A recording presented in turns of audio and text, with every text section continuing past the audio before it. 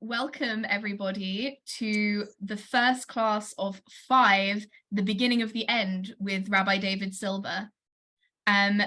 This is potentially the conclusion of our ongoing Journey Through Genesis course, which many of you have been committed to for years.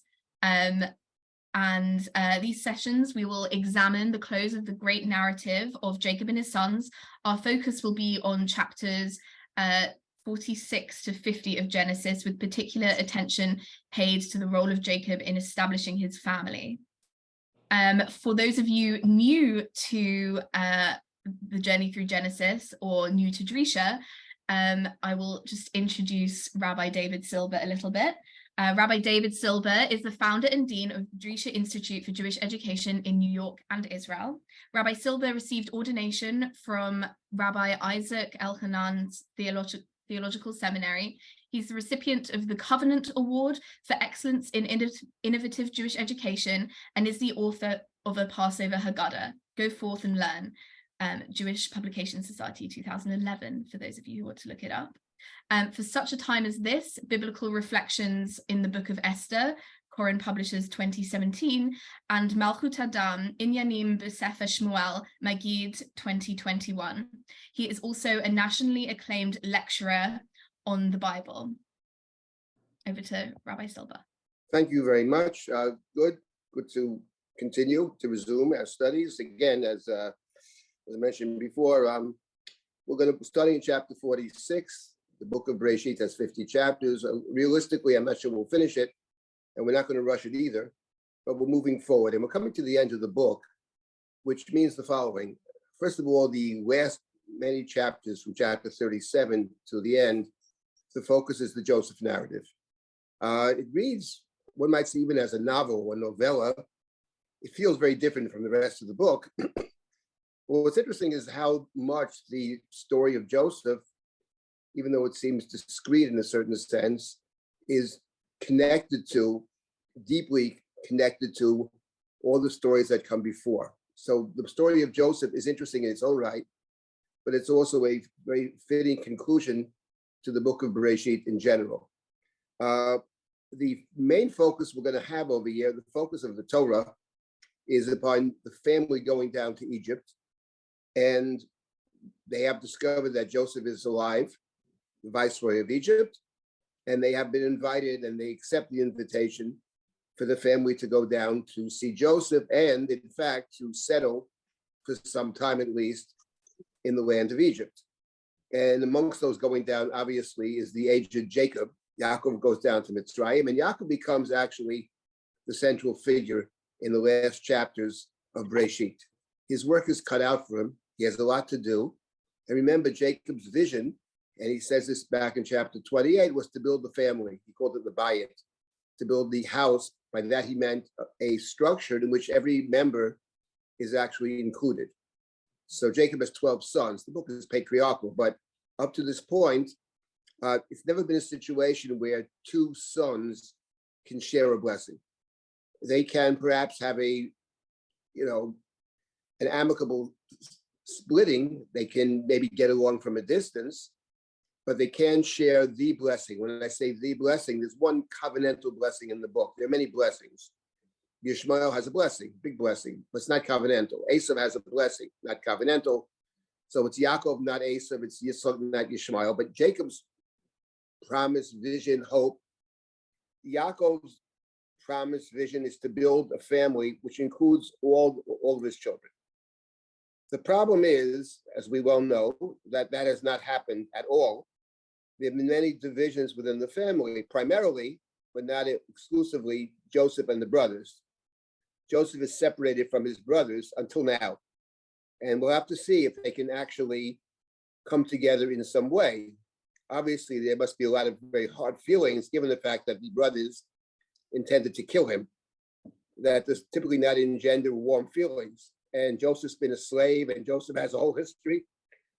And Joseph has revealed his identity to the brothers. And now the question is, what relationship will there be? That's really the core question. So, and that's the core question of the book. The book of Genesis is about the construction of the family as a prototype of nation. So, and we need every member of the family. It's not like you can have 11 sons and not 12, because that would not be what Jacob's vision is. Jacob's vision is everybody is included. So we have to find a way, Yaakov has to find a way to include everybody. And that's really the work that Yaakov will have over the last several chapters of Bereshit. How is he going to do that? Is it possible to do it? Up to this point, we've never had a situation where two brothers share a blessing. There's been one situation. That's the story of Judah and Tamar that we spoke about at great length. But outside of that, beginning with the first set of brothers, Cain and Hevel, that didn't work out well, especially not for Hevel, but not for Cain either. So the story of the human history is that one brother kills the other, one brother attacks the other, but the idea of sharing a blessing has never happened. And this is Jacob's main charge. So that's by way of a brief introduction. And now let's begin with another introduction, which is the following. We're going to start with chapter 46. But before we get to chapter 46, I want to read again the last verse of chapter 45. The last verse of chapter 45, the brothers have told their father, they returned from Egypt, and they've told their father Yaakov that Joseph is alive, not only alive, he's a ruler of the land of Egypt. Initially, he doesn't believe them. His heart stops or skips. He doesn't believe them. But then he sees the wagons. He sees the wagons that have been sent to transport the family down to Egypt. These were wagons, it says here in the next to last verse of 45, until he sees the wagons that Joseph had sent to transport him. And the spirit of their father was revived. So he sees these wagons.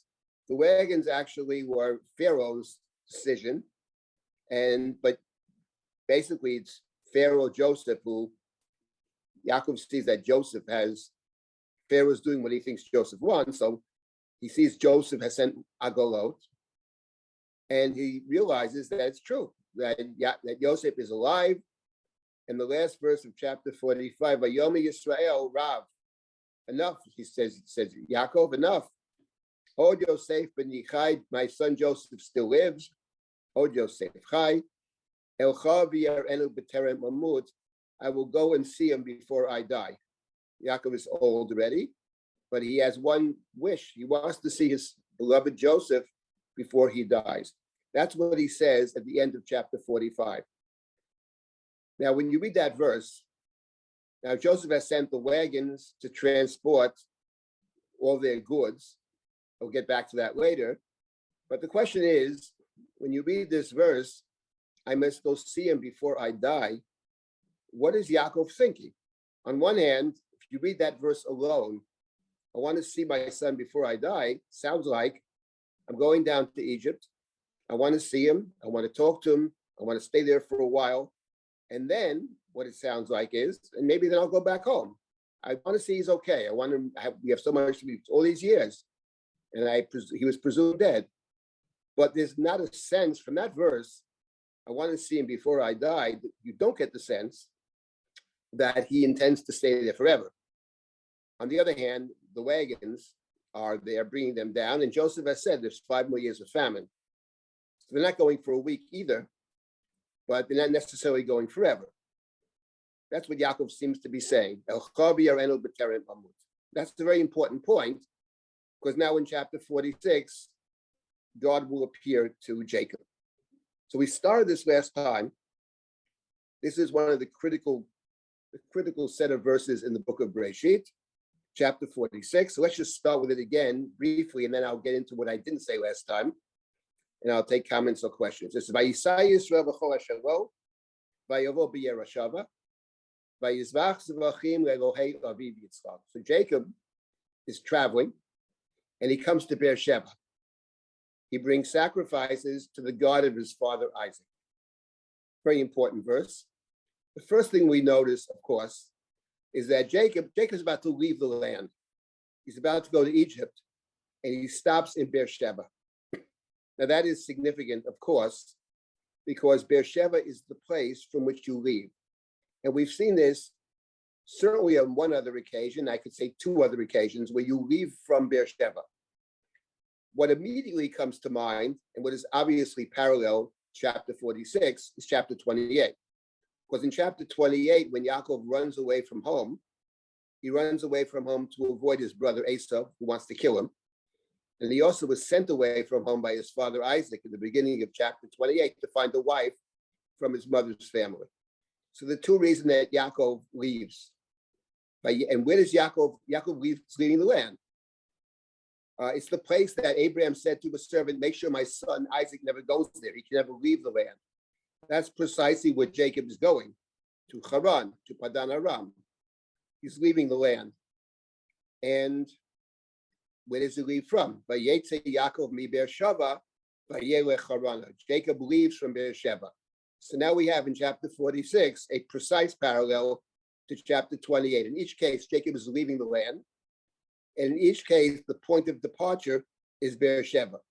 Now, when you see that, and that's obvious, but when you see that, what that means is we immediately look for parallels between the two stories, apart from the fact that these are the two situations in which Jacob leaves the land. Now, let me make one point here in the let me read a few more verses. There's a lot to say here. I get back to the sacrifices to his father Isaac, God of his father Isaac. But now God begins to speak. God spoke to Jacob in vision of the night. Yaakov, Yaakov, Jacob, Jacob. Hineni, and Jacob says, Hineni. Now we'll get back to this. Now remember, the first time Jacob left from Beersheba, he also has a vision at night, right? Remember, he goes to sleep. He takes a rock, puts it under his head, and he, like a pillow, he goes to sleep because the sun is setting. And in his sleep, he has a dream. And in the dream, he sees a sulam mutzavar, so he says a staircase to heaven. Above the staircase sounds God, and God speaks to Jacob in that vision. That was in chapter 28, the vision of the night. And here we have another vision of the night, so it's parallel in that sense. And over here, God says to Jacob, Al tira merda mitzrayma. Don't be afraid. You're going down to Egypt. Ki lugai gadol asim chasham, for I will make you there a great nation. Notice the word sham, there. You'll become a great nation there. You're going to grow. The nation will be constructed there, outside the land, in the land of Egypt. Don't be afraid. We remember it back in chapter 28 when Jacob woke up. The Torah says, "Vayirah Yaakov ma'od vayetzel." Jacob was very frightened. So we have fear in both stories. But here God is telling Jacob in a preemptive way, don't be afraid. I mean, there is a reason to be afraid, but don't be afraid. There you will become a great nation. And then God continues, Anochi ered imcha Mitzrayma. I will go down with you to Egypt. I'll be with you down in Egypt. I'm going down with you. V'anochi alcha gamalo, and I will bring you up. V'yosef yoshit yado aleinecha. Literally, Joseph's hands will be over your eyes. The translator here says, Joseph's hand shall close your eyes. That's one possible understanding. The Rashbam understood it differently. Get back to that. But so this verse number 3, is also very interesting for us. It obviously once again takes us back to chapter 28, because remember in the dream in chapter 28, what Jacob sees in chapter 28, he sees a staircase or ladder, sulam mutzavarza, v'nei malachei Elohim olim v'yordim bo, and he sees the angels of God, the messengers of God, olim v'yordim, going up and going down. Over here, we have the same theme of Olim v'Yordim, except over here, it's not the angels or the messengers ascending and descending the staircase, but over here, it's God personally. Over there, God was above the ladder or the staircase, Nitzav Alav. Over here, God says personally, I'm going to go down with you and I'm going to bring you up. So there's another parallel between the two, between the two stories. And then we have the strange statement, Yosef, Yoshit, Yodo, Aleinecha, and Joseph will place his hands over your eyes. Now, what does that mean? So I think the simplest explanation, the simplest significance, Joseph will close your eyes, or put his hand over your eyes, the plain meaning, I think, is Joseph will be there when you die. We're such accustomed to close the eyes of the deceased. And that's probably the illusion over here. Now, if that is the pshat, and I see no reason to think it's not the pshat, then what it means is what God is saying to Yaakov is, listen, you may think you're going down to see your son Joseph, but let me tell you something. You see him, you're going to stay for a while, you're going to come back. That's not happening. You're going to Mitzrayim, and you're going to be there the rest of your life. You're not returning in your lifetime. You're going to die in Egypt. However, then we have the question, what would it mean then to say, Anochi alcha gamalo, I'm going to bring you back up? If you die in Egypt, what does it mean I'm going to bring you back up? So presumably what it means is, well, it could mean one of two things, but on the simplest level, I will bring your body back up. You'll be buried back here in the land, which is what happens. Now, the reason I make this point now is the following. Because here, in fact, we have another parallel between chapter 28 and chapter 46. In chapter 28, we all remember, no doubt, if not, I'll refresh our collective memories, that when Rivka hears, she hears that, or she is told that Esav plans to kill Yaakov. True, Esav says, once my father dies, I will kill him. But Rebecca is concerned about that. He might not wait till their father dies, and Yitzchak might die soon anyway. Yitzchak says, I'm very old, I don't know when I'm going to die.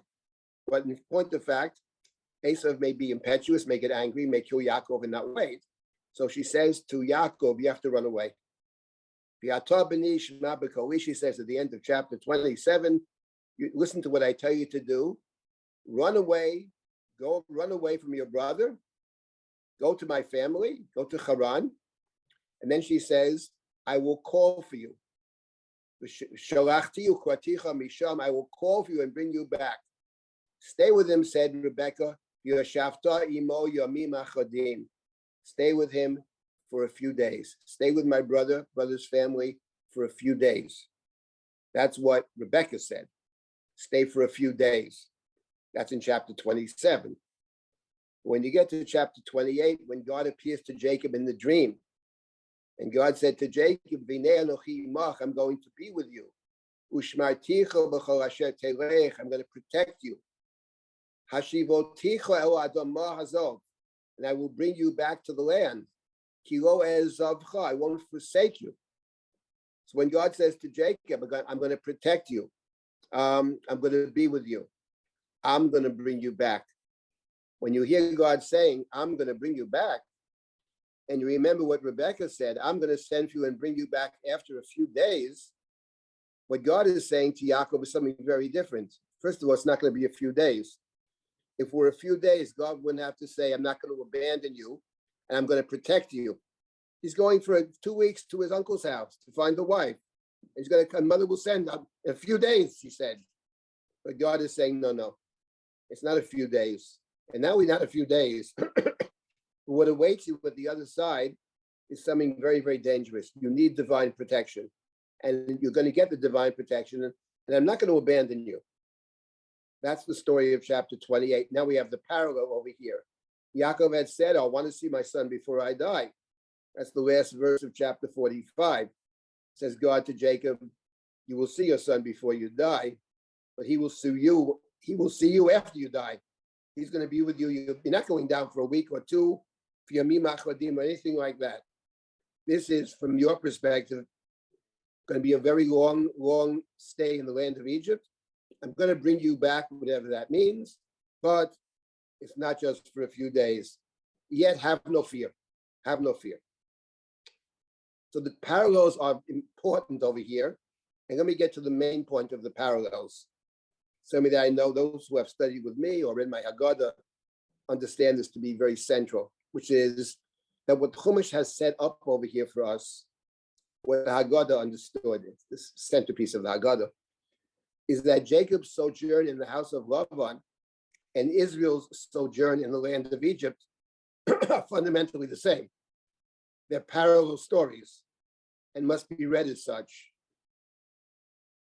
How God understands this. Go and study what Lavan the Aramean did to our ancestors, to Jacob. Pharaoh, he decreed against the boys. Lavan would have destroyed everything. The very statement on the night of Passover, we're talking about the Midrashim about Yetziat Mitzrayim, the Exodus, and we start with Lavan. And he's even worse than Pharaoh. He's more dangerous in the way than Pharaoh. He would have destroyed everything. Minimally, what it's saying to the reader is, if you want to understand the story of the Exodus, you have to read the story of Lavan, because essentially they're the same stories. And what I pointed out in the few minutes so far today is that it's set up this way. The Chumash understands this perfectly well. It's set up exactly this way. It's exactly the same story. You leave from Beersheba. And by the way, I would add about leaving from Beersheba that there's another story. Not only the two Jacob narratives, the two goings of Jacob into exile, where he leaves from Beersheba, which speaks of the parallel stories, obviously. I pointed out a few of the parallels, probably more. But there's one other story where you leave from Beersheba to go to the place of destination, but there it's the opposite. There you're not going to exile. There you're going to the chosen place, the most chosen place. And that, of course, is the story of Abraham. Because Abraham's discovery of the chosen place, this sacred place, the special place, the place that God chooses, the place that God is present, which is somewhere in Mount Moriah. Abraham named the place Hashem Yireh. Asher Yeomer Hayom Bahar Hashem Yireh. But where does Abraham leave from? Well, he's in Beersheba, because the end of chapter 21, Vayagar Abraham, the Eretz Plishtim Yamim Rabim, and it means Beersheba. Abraham leaves in Beersheba, and God says to Abraham, leave Beersheba. Beersheba is not the place. That's the place that you may have chosen, but it's not the place that I chose. And I'm the one who makes the choices. So you leave from your Beersheba, where you have the treaty with Abimelech, where you planted a tree, you were called to the eternal God. Yamim Rabim, you think you found the place finally after all your wanderings? No. The place is the place, Hamakom Asher Omar Elecha, which I choose. And over here, we have a very similar thought as well in the few verses in the beginning of chapter 46. Because in the third verse, first Jacob, verse number 3, chapter 46, if you scroll down right there, got one more verse. Scroll down, right? Yes. Vayomer Anochi ha'el Elohei avicha. Al tira midam Mitzrayma ki l'goy gadol asimcha sham. Anochi eredimcha Mitzrayma v'anochi alcha gamalo v'yosef yoshit yado b'alenecha. So one of the things that we readers look for always are keywords. Over here, it's a very short speech. God says, don't be afraid. Jacob, and the speech is very brief, verse number 3 and 4. But in verse number 3 and 4, we have a word that repeats 3 times. And the word is the word Anochi. Anochi is the emphatic I, me. I am the God of your father. I will go down with you to Egypt. Anochi eredimcha, Anochi acha gamalo. It's actually very interesting that the Anochi over here, going back to the Passover Haggadah for a second. So the Passover Haggadah has a text which the Haggadah provides various drashot, the Doresh Kol HaParsha Kula, and the core text of the Passover Seder, as we have it, are the 4 verses from the book of Devarim, the Pilgrim's Prayer. The one who brings the first fruits to the temple makes a declaration, and the Haggadah has the first 4 verses of that declaration, beginning with the words Arami Ovedavi. And then the Haggadah, if you remember, has about 20 drashot. It breaks up the 4 verses into pieces, and it provides us with various drashot. The Mishnah says we're supposed to do the darshaning on the night of the Seder, but the Haggadah, the creator of the Haggadah, whoever that may be, is helping us out by giving us some drashot. I often wonder if the Baal Haggadah is actually helping us that much by giving us what to say and people to read. It sort of takes the burden of darshaning away from ourselves. But okay, that's what we have in the Haggadah. Now, if you remember the Haggadah, so the Haggadah breaks up the verses into pieces, And the Haggadah provides a drasha. And typically the drasha, I think about 20, I say there are 20 of them. In about 18 of the cases, it's either 17 or 18, I believe it's 18, the drasha of the Haggadah is made by citing another biblical verse. As it is written, it quotes, the verses are in Deuteronomy and Dvarim, and the drasha, as it is written, they're explaining it as it is written. Yeah, Tzela, you see it over there. That's true of almost all of them. Shenemar, shenemar, shenemar, with two exceptions. Here's one of the exceptions. Vayered Mitzrayma. It says that my father was a wandering Aramean who went down to Egypt. Vayered Mitzrayma. Comments the Haggadah, 4 words. Anus al pi hadibur. Compelled by divine speech or divine statement. And it doesn't cite a verse. Almost every other one cites a verse. But this one simply says, Anus al pi hadibur.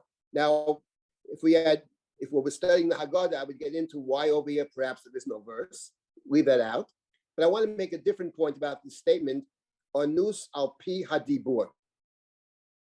Here the translator he has helpless on account of the word.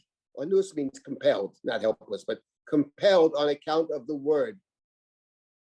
Okay, the Haggadah, he gives his own interpretation. That's not my interpretation. I also think it's incorrect. But what I want to make a different point over here.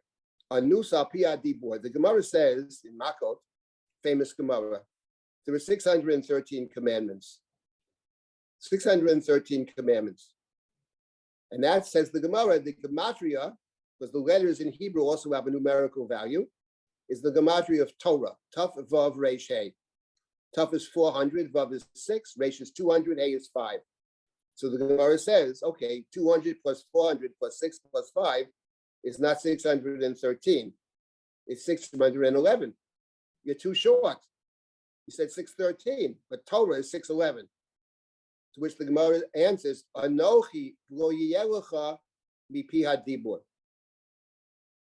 Torah tziva lanu Moshe. Moshe told us 611 commandments, but there were 2 commandments that God said, al pi hadibur. God spoke directly to us. What are the 2? The first 2 of the 10 commandments. And the first they mention is, Anochi Hashem Elohecha asher hotzeiticha mi'eretz Mitzrayim. Anochi is al pi hadibur. And what the Haggadah is picking up over here is exactly this point. Vayered Mitzrayma, Anus al pi hadibur, compelled by the dibur of God. And what is the dibur of God? The dibur of God, as we just read, 3 times the same word, Anochi. Now, the Anochi actually is very interesting because the Anochi in the 10 commandments is, I am the God who took you out of Egypt. That's how the 10 commandments start. Anochi Hashem Elohecha asher hotzeiticha mi'eretz Mitzrayim. The Anochi over here in our chapter is the Anochi that sent us down. One might say, I will bring you down to Egypt and I will bring you up. If we think of it more globally, it's exactly the point. The same way I bring you down, I bring you up. And this is not a trivial point. It's clever, but that's not the point of it. It's not the cleverness. There is a profound idea over here about the Chumash. And the point is the following. When you read the Torah, you read the book of Genesis, where we've been moving along through the book of Genesis. And you ask yourself the question, the book of Genesis begins with Gan Eden, basically. And the book of Genesis ends, the last word of Genesis is the word Mitzrayim. You end up in Mitzrayim. And the question is, concerning that and concerning the book in general, how does one read this book? Why do we end up in Egypt? To which one can give 2 radically different answers, almost contradictory answers. One is, well, you end up in Mitzrayim because brothers can't get along with brothers, because the family is in the process of dissolving, all kinds of misbehaviors, human error on the part of every member of the family, which is the story of Genesis. And it results sometimes when people can't get along, they have to separate. And part of the separation, sometimes you end up in bad places, and the ending up in Mitzrayim is a function of the fact that the brothers can't get along. One set tries to kill the other brother, etc. In short, where we end up in the book is a function of our own behavior and our own misbehavior. That's what the book's about. We have to take responsibility. That's one way to read the book. There's another way to read the book, which is it's not about human behavior at all. Is that God said to Abraham back in chapter 15, your descendants will be strangers and they will be enslaved and they'll be abused for 400 years. Fourth generation shall return to the land. This is God's plan. That's another way to read the book. The two ways to read the book are very different, contradictory, one might say. If it's God's plan, it doesn't matter what we do. If it's a function of what we do, totally, we mean God's plan. It's a function of our behavior. The Chumash maintains, I believe, both of these propositions to be true. Yes, they logically contradict. Foreknowledge, free will, whatever, that's for the philosophers. But as far as the Torah is concerned, they're both true. I would say in conjunction with this, that in thinking about the book of Genesis generally, and I've been doing a lot of thinking about Genesis generally, because I'm working to write a commentary on Genesis. But if you think about the book of Genesis, we know that the book of Genesis begins with two different creation narratives. Chapter 1, and then you have the story of Gan Eden in chapters 2 and 3. And it's in a world of commentary about these two chapters, about the seeming contradictions between them. Rabbi Soloveitchik wrote about the sense you have of who is the human being that emerges from chapter 1 as opposed to the human being of chapters 2 and 3. That may be accurate in some sense, but in point of fact, the difference between chapter 1 and 2 and 3 is not primarily about two different understandings of the human being, which may even be true, but that's peripheral. Because chapter 1 is not about the human being, actually. The hero of chapter 1 of Genesis is not the human being. Human being is mentioned on the same day as the creation of the animals. Yes, God gives more significance to the human being. There's no question. God blesses the human. God gives the human certain control over the world. That's all true. But the focus of chapter 1 is not the human being. The hero of chapter 1 is God and God alone. That's true of chapter 1.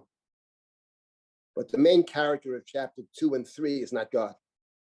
The main character of chapter 2 and 3 is the human being. It's the potential of the human being, the gender of the human being, the relationship of the human being, the responsibility of the human being, the aloneness of the human being, the mortality of the human being, and on and on and on. They're two different stories. The first one's about God. That's how the Torah begins. It's about God's world, God's creation. The second one's not about God. God's a player, yes. It's about the human being.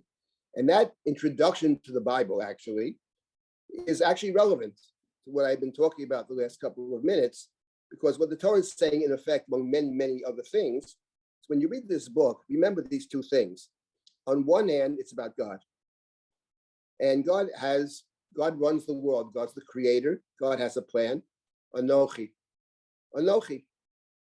I'm the God who brings you to Egypt. I'm the God who takes you out of Egypt. It's my plan. You have to understand my plan and act accordingly, but it's my plan. I determine. I choose the place. I choose the when. I choose the how. That's chapter 1. Then you get to the next chapter, which is about exile, which is about human beings' limitations and possibilities. That's a different story. Then we're looking at the way people behave and the consequences of their behavior. So this introduction to the Bible, I would say, is a very important point, because it really, here's the Anochi. Here what God is saying to Jacob is, this is my plan. This is the Anochi. And Jacob's response, even before God said Anochi, in the previous verse, when God said, Yaakov, Yaakov, Vayomer Hineni, and Jacob says Hineni. And just to repeat what I mentioned on the last time we met, for those that were here and those that were not here before, I'll mention it now, that if you go back to chapter 27, the transfer story of the blessing from Isaac to one of his sons, turns out that Jacob takes that blessing. In that chapter, in that transfer story, the one who says Hineni in chapter 27 is not Jacob. It's Esau. When Esau's father summons him, Esau says, Hineni. Jacob doesn't say Hineni. Abraham says Hineni at the Akedah. That's the first transfer story from Abraham to Isaac. But in the second transfer story is the missing Hineni. And we wait for the missing Hineni. And there actually, Jacob says Hineni twice in this book. This is the second time he says it. And here is the real Hineni. And the real Hineni is said, it's very striking. The real Hineni, he never said Hineni to his father in 27. But here he says Hineni in the context of bringing sacrifices to the God of Isaac. Here's where Jacob actually is connecting to his father Yitzchak, to the covenantal Isaac. Yaakov, Vayomer Hineni. And here is where Jacob on one end is connecting to Isaac, but on the other hand, he's connecting to his children. Because his mission will be, whether he understands it yet or not, I'm not sure, but he's being told by God what his mission is. Joseph will place his hands over your eyes, and we'll get to that later on. But Jacob has a very important mission, because Jacob's mission in Egypt, which in effect he will accept and he will carry out very well, he's got to figure out how to build this family. Because how do you, in fact, include Joseph in the covenantal blessing? Remember that Joseph has named his eldest son Menashe, forgetfulness. For God has enabled me to forget my father's house and my suffering. How do you bring Joseph back into the picture, apart from the fact that there may be very hard feelings, understandably, between Joseph and the other brothers? So this is Jacob's mission. This is the Hineni. So here's the Hineni we've been waiting for about 20 chapters. Here's where Yaakov says Hineni. So this is actually an awesome moment in the book. Yaakov, Vayomer Hineni, you have the Akedah, Avraham, Vayomer, at the Akedah, Abraham said Hineni. I want to make one other point before I stop and take comments or questions. And that's the following point about the book in general. It's a point I made in the past. And actually, it's a very important point, which is this. If you go back to chapter 28, where Yaakov goes to sleep, the sun sets, he goes to sleep. He doesn't know where he's sleeping. It turns out he goes to sleep in the sacred place. 6 times, the Torah uses the word hamakom, bamakom, the place. And Jacob wakes up. This is the gate to heaven, says Jacob. He discovered the gate to heaven. He discovered it when he's sound asleep. He discovered it at the point in time where he's going down, leaving the land, going to the house of Lavan, the dangerous house of Lavan, where he will reside there not just for a few days, but for 20 years, and he barely gets out. And in contrast to Abraham, Abraham says Hineni at the Akedah, chapter 22. It's the culmination of his life. Everything is going to be set in order. It's going to figure out who his covenantal child is, what is Sarah's place, what is the rest of the family's place, what is the place that God has chosen. That's a lifetime's work. That's the culmination of Abraham's life, the Akedah. So what do we make of that? Abraham waits a lifetime to find the place, but Jacob finds the place towards the beginning of his career after he's stolen a blessing and he's sound asleep, no less. What is that about?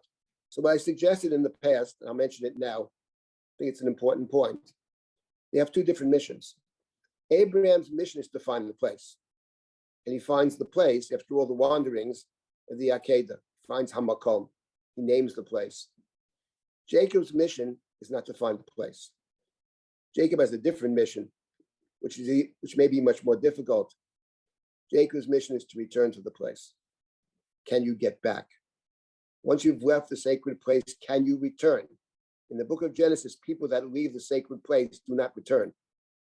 Jacob is the notable exception. So that's the point over here as well. He's about to go down once again into exile. And he knows what exile is. He knows what exile is because he said what exile is back in chapter 31 and 32. After 20 years in the house of Lavan, he said to Lavan, I've been your slave. I've been oppressed. And when he returns in chapter 32, he sends a message to his brother Esav in Lavan Garti. I was a stranger. Slavery, oppression, and stranger, the 3 terms of the covenant. Gerut, Avdut, and Inui. Jacob understands it fully, having left the house of Lavan. And now he's about once again to go down into exile.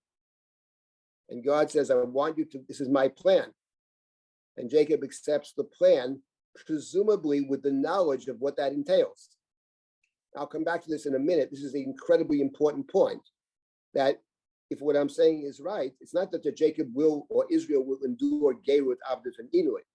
It's that Jacob goes down to Mitzrayim knowing that what probably awaits him is Gerut, Avdut, and Inuit. Let me make one more point over here about Yaakov going down to Mitzrayim, and about the Yaakov going down to Mitzrayim as the parallel to Yaakov leaving the land and going to the house of Rabbi. And here's the point I want to make, and then I'll stop and take questions.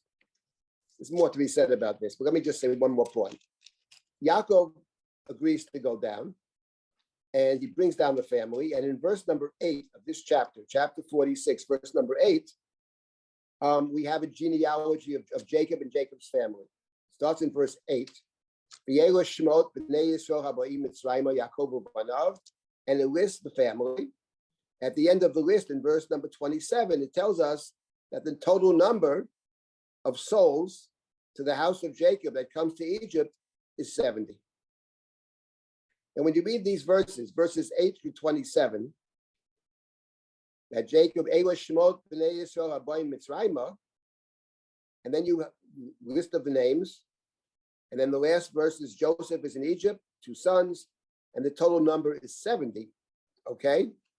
Well, obviously, anybody who's read the Torah remembers immediately that this statement, these are the names of Jacob going down to Egypt, and ends up with the number 70, is exactly parallel to the way the book of Exodus begins. The very beginning of Sefer Shemot, the next book, chapter 1, verse 1. V'yela Shemot b'nei Yisrael habayim Mitzrayim et Yaakov ishu beito ba'u, etc. These are the names of the sons of Israel who came down to Egypt with their households. In verse number 3, Vahi kol nefesh yotzei yerech Yaakov shivim nefesh. The number of the descendants, Jacob's progeny, was 70. For Yosef, Yabba Mitzrayim, and Joseph was in Egypt, which is exactly parallel to chapter 46, verse number 27. Exactly parallel. So what do we make of that? So we're not studying the book of Exodus now, but I did want to make the following observation. And that is that what we have in the book of Exodus actually is what the academics call resumptive reading. The truth of the matter is, I made up that my term myself, believe it or not knowing that apparently it's a popular term in academia, resumptive reading. Now, let me tell you what my thought about resumptive reading in this particular case. When you have a statement in the beginning of Exodus that begins exactly the same way and ends the same as we have in our chapter, chapter 46, verses number 8 through 27, maybe what the Chumash is saying is the following. Let's pick up the story from that moment where God speaks to Jacob. If you pick up the story, let's forget about the intervening chapters. Let's pretend that Exodus chapter 1 follows immediately upon Genesis chapter 46, verse number 7. What we have is Ewa Shemot is verse number 8. Let's resume our story from beginning of chapter 46. If you resume the story from the beginning of chapter 46, then what is very striking is that only a few verses into the book of Exodus, after we're told about coming down to Egypt, Joseph dies, that's verse number 6. And then by verse number 8, there's 2 verses later, there's a new Pharaoh who tells his people, these Jews are dangerous. They may join up with the enemy. And in verse 11, he appoints taskmasters to afflict them. And then verse number 13, we have slavery. We have Inui and Avdut, immediately, actually. In other words, if you read the story of Exodus, Ewa Shemot, and you pick it up from verse number 7, then it turns out that Jacob goes down to Egypt. And immediately, virtually immediately, we have Avdut and we have Inui. We have 2 of the 3 covenantal terms. The Gerut appears in chapter 2. And that only reinforces what I've been saying, namely, that the Torah is making a point that, in fact, the experience of Jacob, Jacob's family in Mitzrayim, and the experience of Jacob in the house of Lavan are truly identical. And not only truly identical, but if you look at it from the standpoint of resumptive reading, it actually follows right away, just a few verses afterwards. Jacob says, I'll go down. God says, this is my plan. He leaves Beersheba as he left earlier. 4 verses later, 5 verses later, Inui, and then Avdut. So it actually reinforces. I have more to say about that, but for now, let's leave that for now. Let me stop here and let me take comments or questions up to this point. Rabbi Silber, I wanted Yes. to ask you, of course, the ultimate is that he's going to die, Yaakov. But the question is, maybe Hashem is protecting him from getting the full story about how this all transpired and all the sort of an atrocity, what they did to Yosef. But of course, the longer picture is that, he wants to see them before he dies. But it's like covering his eyes the way Yitzchak's eyes have been covered in the past. And, the story. Well, you raised an interesting question. And this is a question that many have raised. It's a very good question. We'll deal with it at some point in the future. I don't have a good answer. The question is how much Yaakov knows, actually. It's a very important question. How much does Yaakov know about Yosef? He certainly never directly says, there's hints in the Chumash that he knows more than we're told, that he actually has a sense of what transpired with Yosef. It's certainly the case that Yosef never speaks. It's very striking. A lot of the Hasidic works make that point, and others too, that Joseph, even though Joseph, we're told at the beginning, he's a big tattletale. That's the first thing you hear about Joseph. First, number one, he brought back evil report. What is very striking about Joseph, as the story of Joseph unfolds, is how little he says to others about what happened. There's no, in other words, he never tells Potiphar that, no, I'm innocent. I mean, if he told him, it's not in the text. He never tells Jacob directly what the brothers did. Never. So the brothers claim that Jacob said to them before he died, tell Joseph to forgive you, but probably we have no evidence Jacob actually said it. So it's a wonderful question, how much Yaakov knows. I certainly suspects that we can demonstrate. He suspects, but does he know? Was he ever actually told? So the Chumash doesn't really say. So we'll get to that question later on. It's a very important question, but I'm not sure there's a definitive answer in that respect. But certainly suspects that other statements that he's made. Shimon is missing, Joseph is missing. These things happen to me. He just doesn't want to send Benjamin. So the question is, but it's never explicit. He never really says it. I mean, he hints at it, but he never says it explicitly.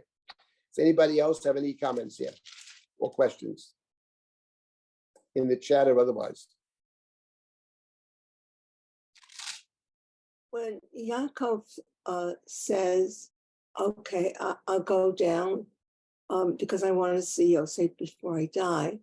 And then when God says, he will cover your eyes, maybe God is just assuring him, not only are you going to see him, but he's going to be with you when you die. Right. That is, I agree with that. We'll see, though, that actually, I just don't want to give this away now because it's a very interesting punchline, but we remember that the story where, I just say the following, the main interaction of Joseph and his father revolves around how to bless Joseph's children. That God said, Yosef, Yoshit Yodo Alenecha.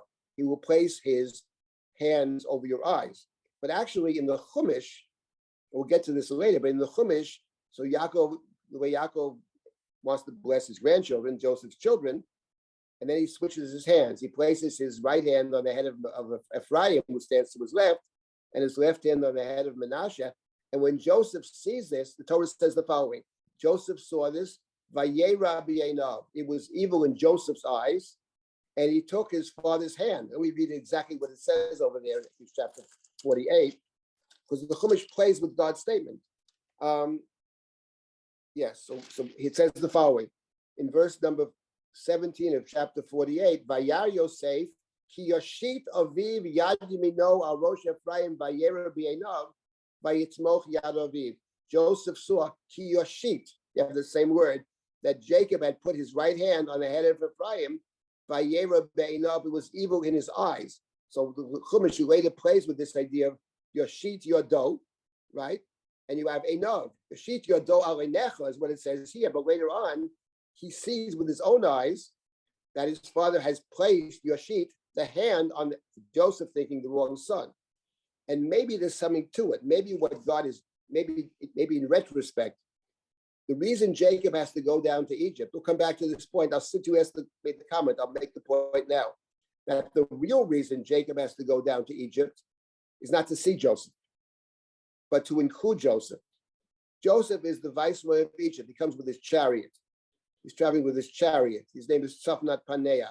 He has 2 Egyptian children.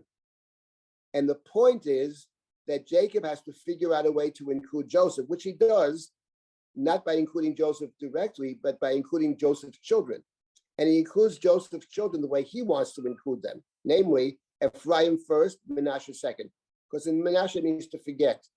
Yosef, your sheet, your dough, as if God is saying to Jacob, listen, you better go down to Egypt. Because if you leave it up to Joseph, he'll never get included with the family. Because he's an Egyptian and his kids are Egyptian and his wife's an Egyptian. His father was an Egyptian priest. Your job, your mission is to figure out a way to include your beloved son. And the way he includes him is through the children. Because the brothers may not stand Joseph. They don't dislike their nephews. They like their nephews. So he includes Joseph through the nephews, but the way he wants to do it. Joseph would do it differently. What Jacob puts his hand on the head of Ephraim, no. So for Yosef, by Yera B'Einav, it's evil in his eyes. He says, Father, you made a mistake. He tries to pull his father's hands off. Chutzpah. He's trying to pull his father's hands off. And Jacob says, Yadati b'ni yadati. Son, you may be very wise in all this. In this regard, I know better. No, he's also going to be good. It's got to be the way I do it. So there you have already, I think, the Chumash. I didn't want to get to this now, but since you made the point, that the Torah plays with this language, Yosef, your sheet, your do alenecha, the Chumash plays with it later on. You have yad, you have ayin, and you have your sheet. You have all 3 words in the little story of Joseph and Jacob disagreeing about how the family has to proceed. For Joseph, it's Menashe, because he's very proud. I came to the country with 7 cents in my pocket. Look how successful I am. That's Joseph's thinking. I've forgotten my past. I had no past. My father's house was only trouble. That's Joseph's thinking. And Jacob's thinking is, one second, forgetfulness can't be primary. Ephraim, it got to be primary, among other reasons, Ephraim Elohim B'Eretz Ani, because it's a recognition that Mitzrayim is a place of suffering. You have to come with that recognition. This can't be our home. The culture is not our culture. The values are not our values. I don't care how successful you are. I don't care what kind of Rolls Royce you drive around with, or your chariot. It's irrelevant. From my perspective, says Jacob, Menashe can't be first. Yes, he's also blessed, but he has to be included under the aegis of Ephraim. So that, I think, is what God is hinting at. And we'll pick up with this point, because this, to me, is one of the critical points about Jacob's role, why he really is going down. It's not just to see him. He thought to see him. No, you have work there. You have plenty of work in Egypt. You've got to put the family together. Not so simple. But we'll get back to this point as well. And thank you for that comment. Anybody else with any other comments? We don't have any comments in the chat, so okay, so I'll continue. Fine, no problem. Okay, so let's continue now. Let's pick this up with verse number 5, chapter 46, verse number 5. So that's what God said to Yaakov, Anochi, and Jacob accepts it. Hineni, he already said Hineni. He accepts this is God's plan. Pia Dibur, this is God's plan. Now we have Vayokam Yaakov. Now we have an interesting 3 verses here. Vayokam Yaakov mi Beersheba. So Jacob arises from Beersheba, gets up from Beersheba. Vayisu b'nei Yisrael et Yaakov avihem v'et tapam v'et neshehem v'agalot asher shalach paro l'seitoto. And sons of Jacob, sons of Israel, carried their father and the children and the wives in the wagons that Pharaoh had sent. That's verse number 5. Vayichu et miknehem, they took their cattle, v'et mechusham asher rachshu b'eretz Canaan, and all the possessions they had acquired in the land of Canaan, vayavo Mitzrayim, and they came to Egypt. And it says Yaakov, Jacob and all his children. Yaakov v'chol zaro ito, banav u'bnei banav ito, Jacob and his family with him, his children, his grandchildren ito with him, benotav, his daughters, apparently he has daughters, u'benot banav, his granddaughters, v'chol zaro, all his descendants, hevi ito Mitzrayim. When you look at these three verses, it's very striking that you could actually break them up differently. In other words, who's the main actor in these verses over here? So in verse number 5, it starts with Vayisu, they carried first to the children, to the brothers, to the children. They carried Jacob, their father, and the wives and the children in the wagons which Pharaoh had sent. They, plural, they took their cattle and all their possessions. They came to Egypt.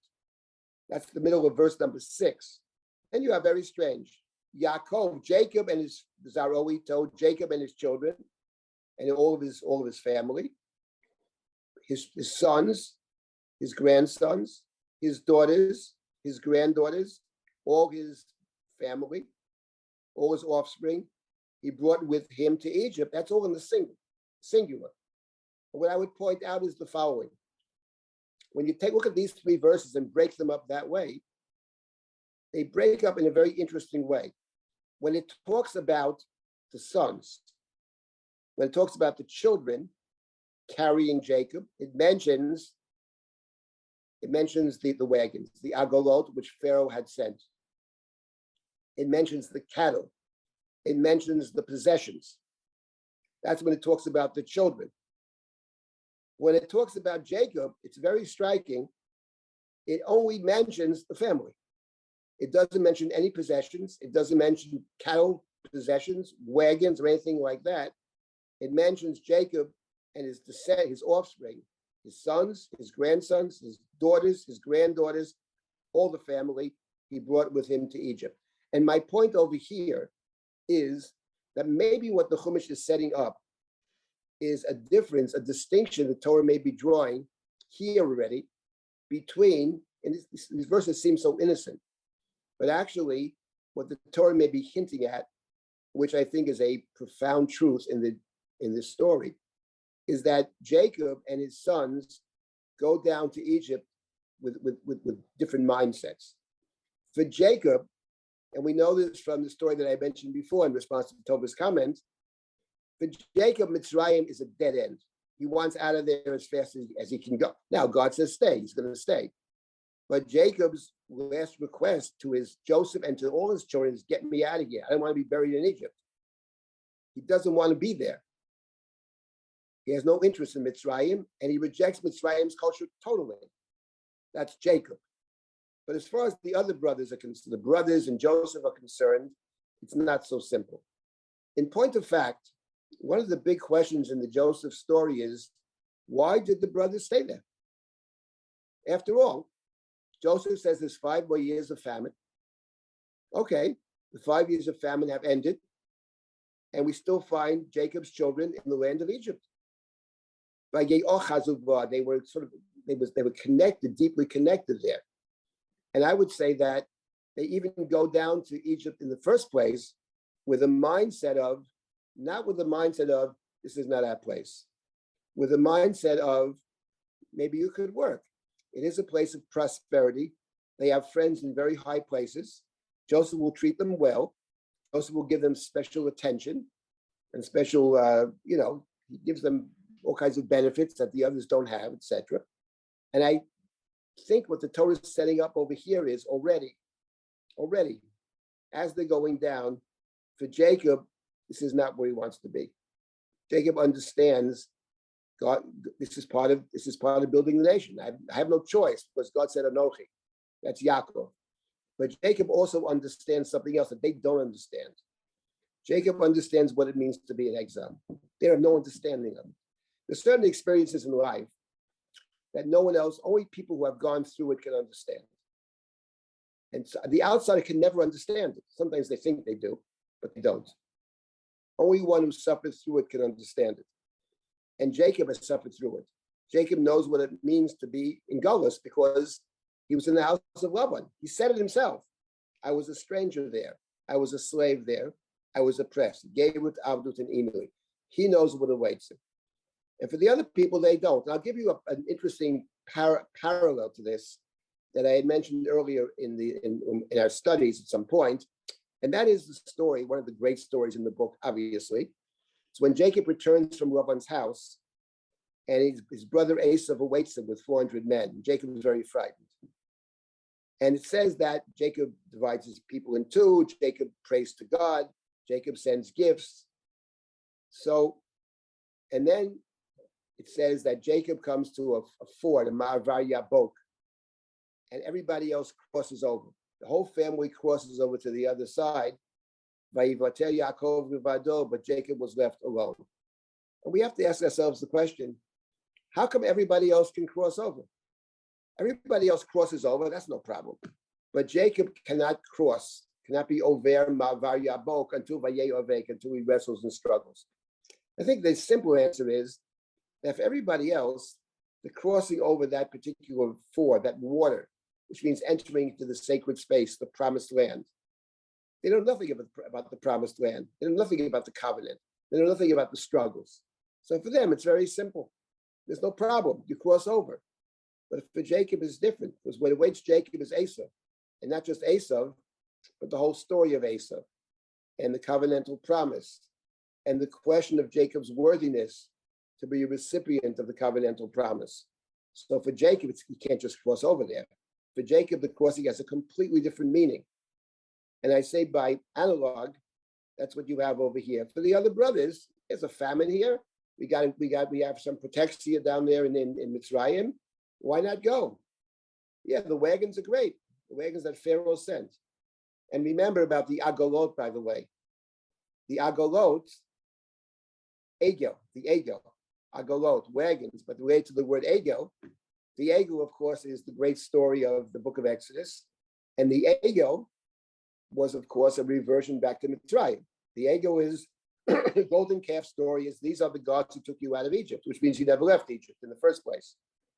So the idea of, for the brothers, they see this maybe as a good business opportunity. But for Jacob, there's no plus to this. It's only negative. He knows what it means. They can't possibly know what it means. Only Jacob knows what it means. On the other hand, this is his mission, which he has chosen to accept. He said, Hineni. This is God's will and the struggle to return. And Jacob will return, okay, after his death, but he will be the model of one who can return. So that's the point over here about these little verses. It all seems so innocent and simple, but actually, when you look at them from a slightly different perspective, it's not so innocent. Jacob goes down, and apparently he never communicates to his children, never fully communicates, certainly, what this is really about. Jacob understands it, but do the others understand it? Who knows? Same thing when he spoke to his wives, Rachel and Leah, takes them out to the field. Your father doesn't like me anymore, it's very dangerous. And they put it in terms of, listen, let's go. Everything that it's no good here, he treats us like objects, like commodities, and all of this stuff that you have belongs to us. They respond purely in economic terms. But for Jacob, it can't be only economic, because he has to fulfill a vow and a promise. He has to go back for that reason. God said, return and fulfill your vow. But for them, it's not about a vow.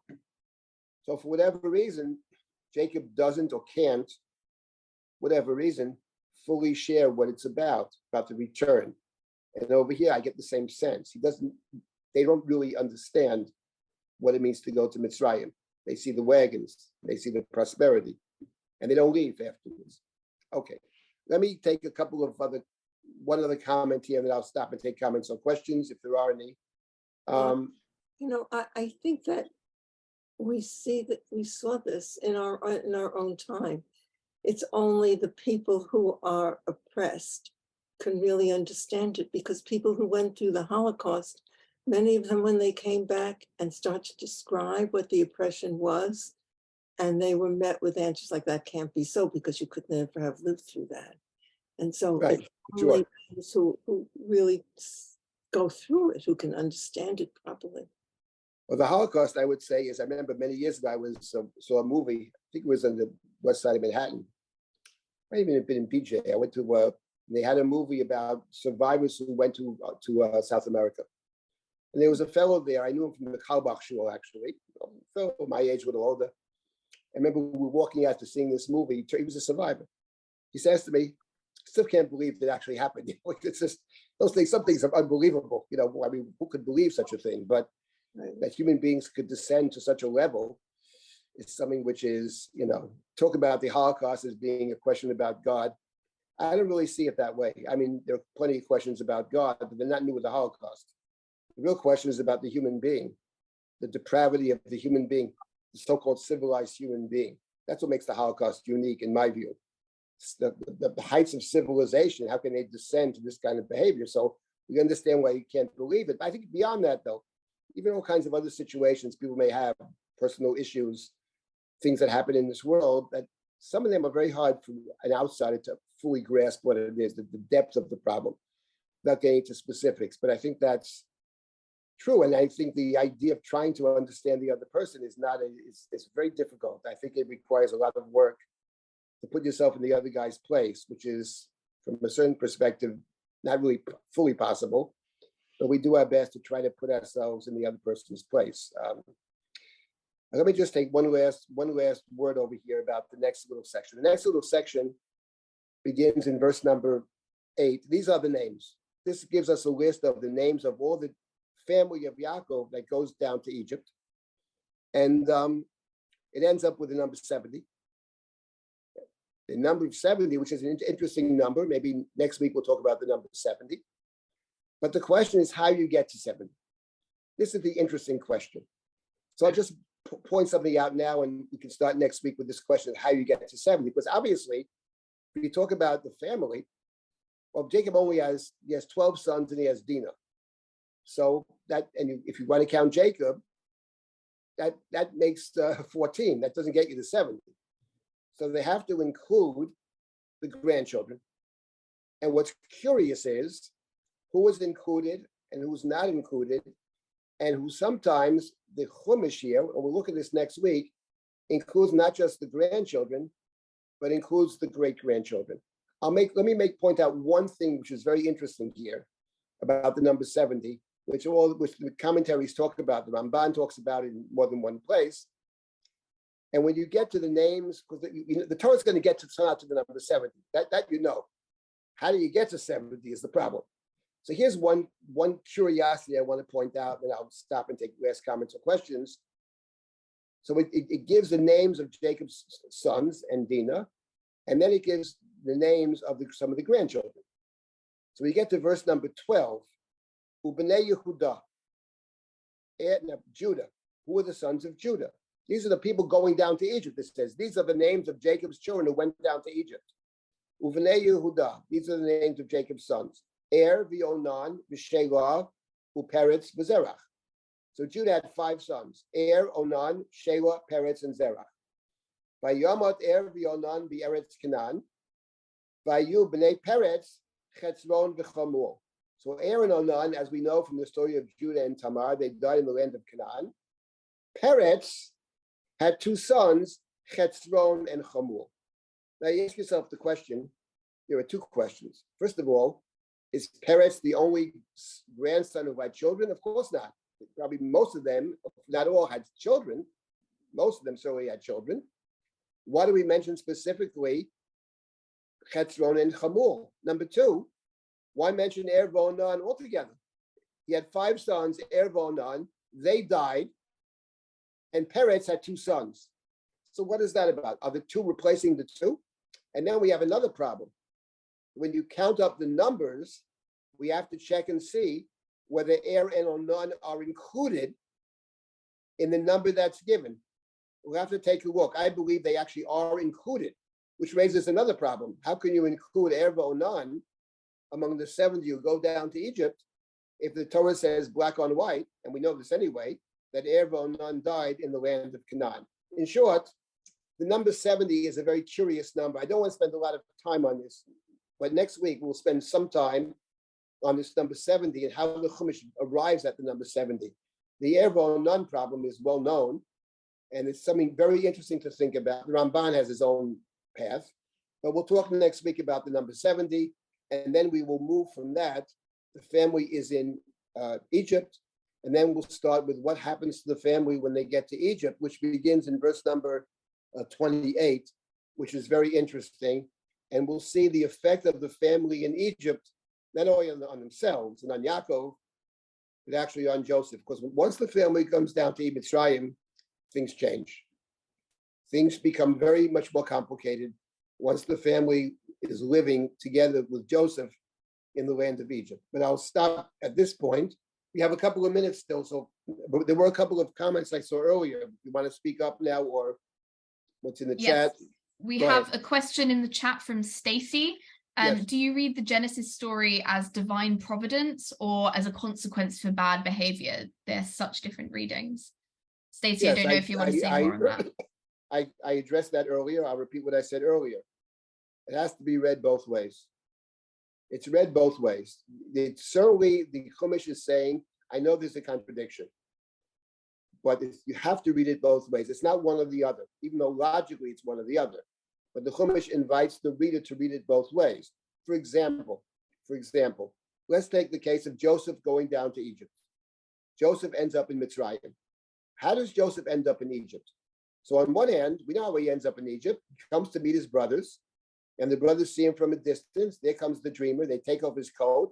They throw him in a pit with the intention of killing him, but Reuben intends to save him. But then in the interim, either they decide to sell Joseph themselves, or more likely, they're discussing his possible sale, and traders, other people come from another direction. The Midianites come, and they pull Joseph out of the pit, and they sell Joseph to Mitzrayim. So from that perspective, it's the brothers. It's the conspiracy of the brothers. It's Joseph's own maybe bad behavior, which contributes. It's Jacob's favoring and showing his favoritism towards one son. And that is the human dimension. That Joseph ends up in Mitzrayim, and eventually the whole family does, on account of the misbehaviors of the family, Joseph, the brothers, and Yaakov. That's one way to read it. Then there's something else curious, that when Joseph is sent to find his brothers in Shechem, and he comes to the city of Shechem in chapter 37, and he arrives too late. He got lost.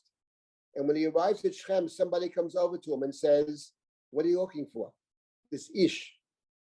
Oh, I'm looking for my brothers. And the Ish says, they've left here. They've gone to Dotan. They're not in Shechem anymore. And Shechem is a city of brotherly love. That's why Jacob sends Joseph to Shechem. Who is the Ish? Who is this mysterious person who actually, Joseph doesn't ask him for directions. He goes to Joseph. Unusual. What are you looking for? Your brothers? Dotan. Dotan means quarrel, trouble. The Ish clearly is a messenger of God in some sense.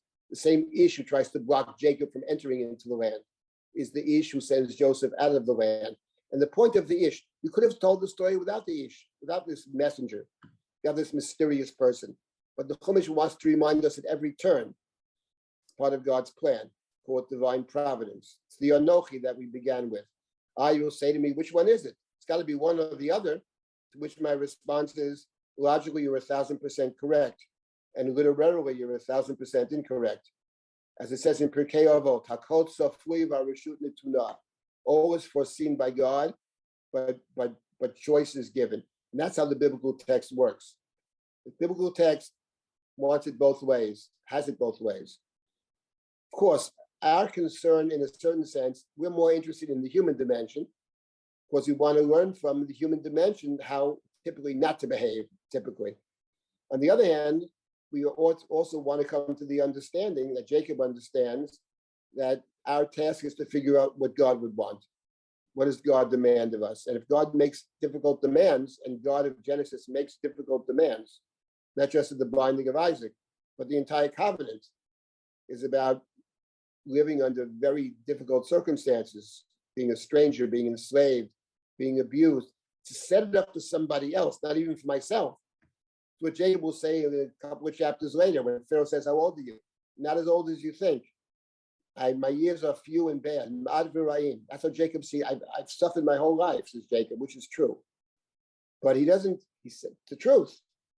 But he's the one who says hineni, but he accepts it because he's part of a covenantal promise, and he does what God wants him to do. So it's both ways. In the book of Breshit and the Bible in general wants it both ways and has it both ways. You have to read it both ways, and we learn from both. But at the end of the day, it's trying to teach us something, trying to teach us how to behave.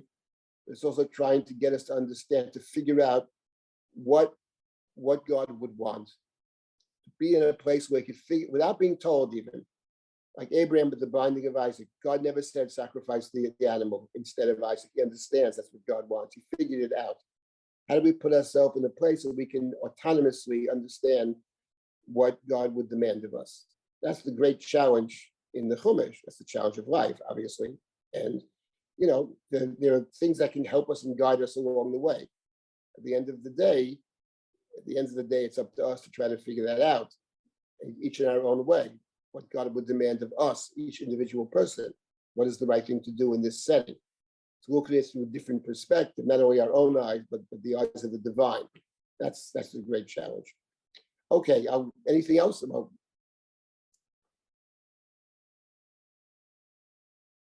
There's nothing else in the chat. All right, good. Thank you all very much then. And if you have any other information, it's good to be back. I don't think we're going to finish Genesis this semester, I must say, because we're not going to rush through this. We still have Jacob blessing all of his children, and we have the end of the story. But we don't finish now. We'll finish the next time we convene. I think we'll be able to finish. I mean, you never actually finish Breshit, because when you finish it, you realize there's so much you don't understand. But okay, but that's the way it is. Okay. Thank you so much. Thank you very much. Thank you very much. Well, thank you everyone, and especially to Rabbi Silber and to everyone for their comments and questions. We have a variety of exciting classes for our Sfirat HaOmer Zman. So you can find all of those classes and lectures and register for them at drisha.org. And I will see you all next week for our second session of the beginning of the end.